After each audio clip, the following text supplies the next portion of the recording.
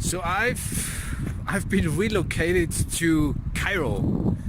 I'm living now half of my life in Cairo, and that's now for a couple of weeks.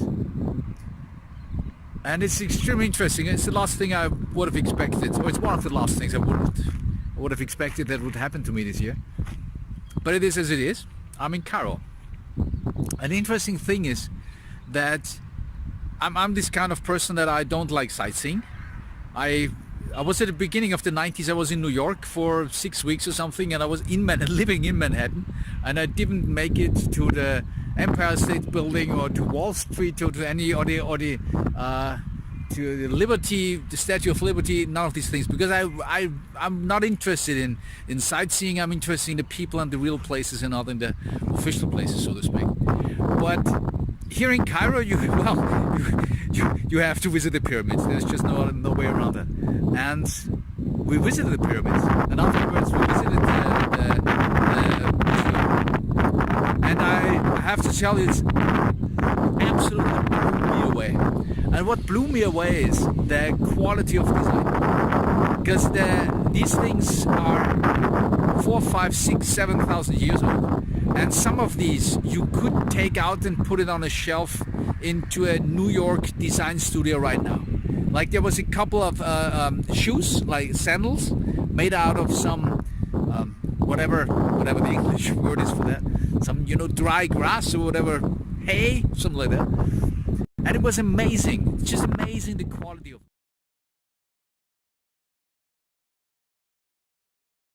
Amazing the quality of that, and there was a boat that they excavated just a couple of years ago quite next to the pyramids, and the way it's called a solar boat, and the way this is designed, the way the lines are going and everything, it's super modern, it's lean, it's fresh, it's super simple, and that's just amazing. And the reason why I want to talk about this is I'm the kind of person, I'm very much interested in art and design and everything creative.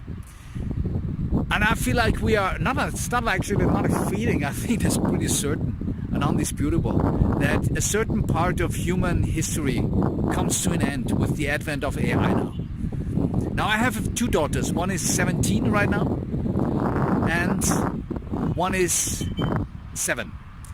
And I had a conversation with a 17-year-old a couple of weeks ago, and she told me the difference between her and her sister, her younger sister, is that she actually grew up without phones, grew up without iPhones.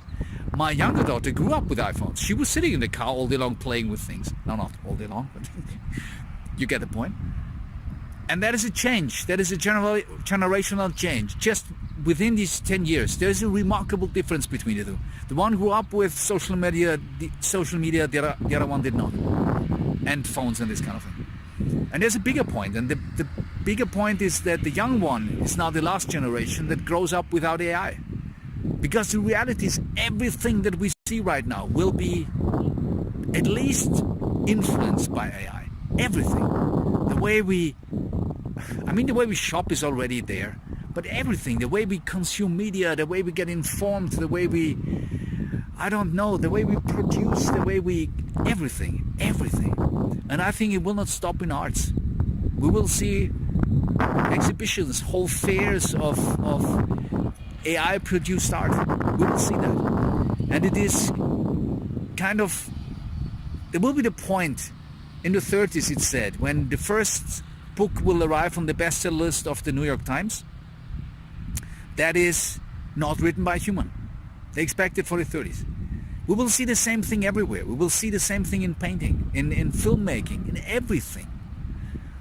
And this is now, and this brings me back to this Cairo thing, this is now the last generation, my younger daughter is the last generation who grows up without this, or has grown up so far without this.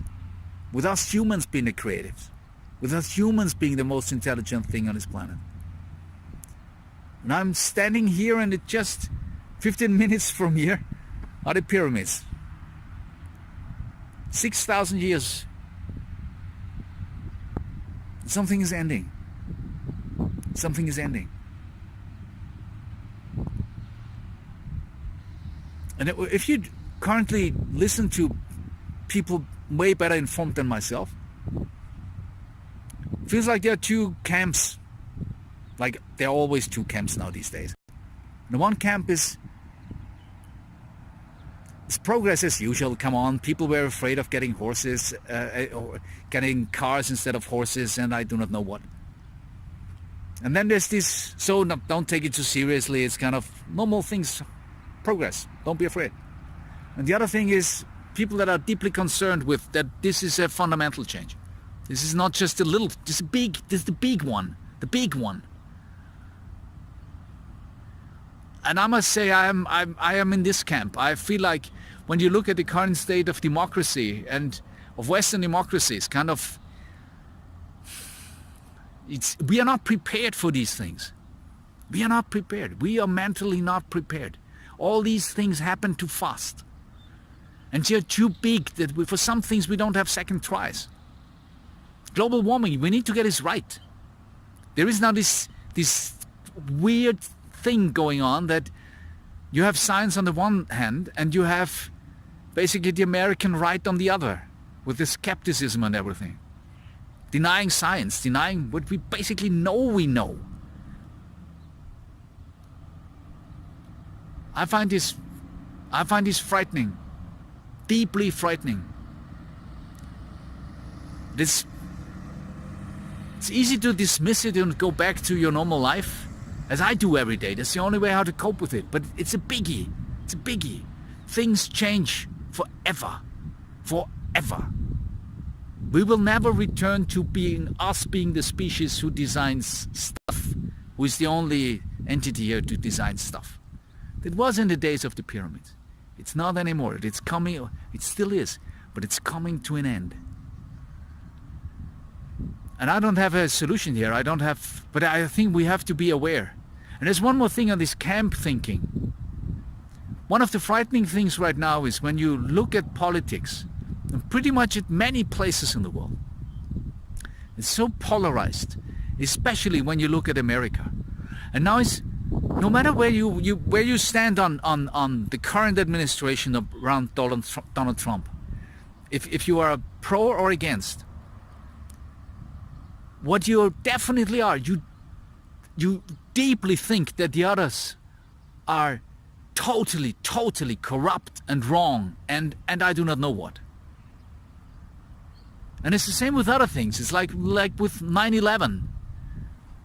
You know, 9/11, I pretty much, many people remember where they were and what they did at that time. In exactly that time when it happened, where you watched it. And I remember where I watched it. It was one of these moments that kind of touched deeply with you. But my point is that a couple of years later, the conspiracy theories came up. And at first I dismissed it. And at second I started looking at these things and I kind of really, wow, amazing how they got away with this. But then I watched the other side of the arguments. And I thought, actually it's good arguments. I think the conspiracy guys have it wrong.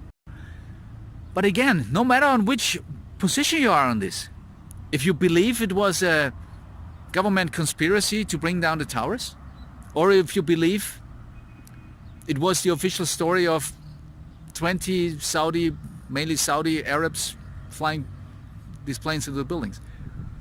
What you cannot deny is the discourse. You cannot deny is the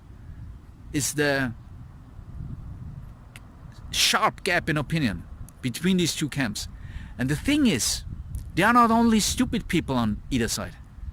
They are very smart people on the side that takes the government position. Honest, smart people, scientists, who say, no, these fires brought this thing down because blah, blah, blah, blah, blah. And there's the other side. Very smart, intelligent scientists who say, no, that's not true. And to me the disturbing thing is, aside of my own conviction, is that we have kind of facts in plain sight with hours of video evidence. One of the best research events in human history. And intelligent, well-meaning people can differ in their assessment. so much that they are willing to risk their reputation, their careers, their everything for making their voice heard. And that's frightening. Something about it is frightening. We are not prepared.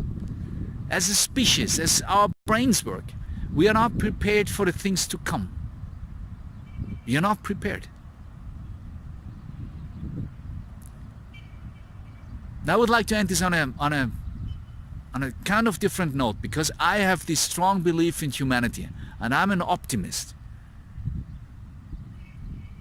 And if you look at human history over the last 200 years, I don't know if you know this, but each year since about 200 years, each year your life expectancy has been risen by 3 months every year since 1830 or something. With every year, your life expectancy grew by 3 months. And that is amazing. That was a solid trend throughout the 20th century, despite the world wars and everything. If you look at many other figures, the world has never been as good as it is now. And if you look at the big political developments, it's like 100 years ago, you could talk about genetical engineering of humans in a very open way, that you sterilize the people with handicaps or mental ill people. That was a position you could have as a moral person, a moral scientist, totally acceptable. And I feel like that was wrong, and I feel like human society overcame this. We had downs, we had ups, we had downs, we had ups. So in principle, I'm very positive. We're doing the right thing. It just takes us some time. But my fear is, and now I'm ending not at a positive, my fear is we don't have that time now. Anyways, thanks for your time.